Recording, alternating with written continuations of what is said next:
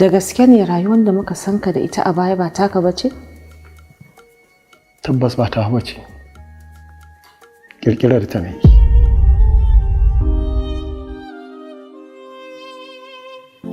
Ban kuma kirkire ta domin in cutar da kowa ba, sai da in sama wa rayuwata wani abu da ta rasa.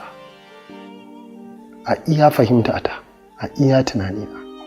Idan ba hakan ne ba, ba zan taɓa samun rayuwata abin da take so ba.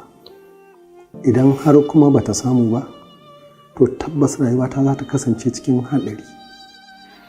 Imma in mutu, ko kuma rayu ina mai saɓon Ubangiji.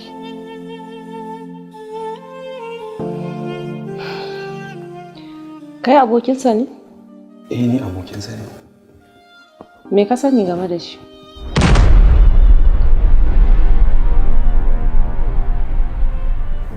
Yallaɓai, me yasa kake kuka?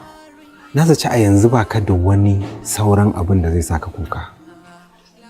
Ai ba zan taɓa iya daina kuka ba Nura. Rayuwa ta cike take da abubuwa na kuka. Habaran kai daɗe. Ta irin wannan arzikin da Allah ya maka. Nura, akwai abubuwa da yawa da dukiya ba sa iya tarewa. Ina da tarihin da har abada ba zan daina kuka ba. Kuma hawaye ba zai taɓa ƙauracewa idanuna. To shi na angon kuma. Sai Allah. Amma na ji kama an ce amaryar ma a gidansu ta kwana. Kai ka bari dan Allah. Wallahi ka san angon mu da.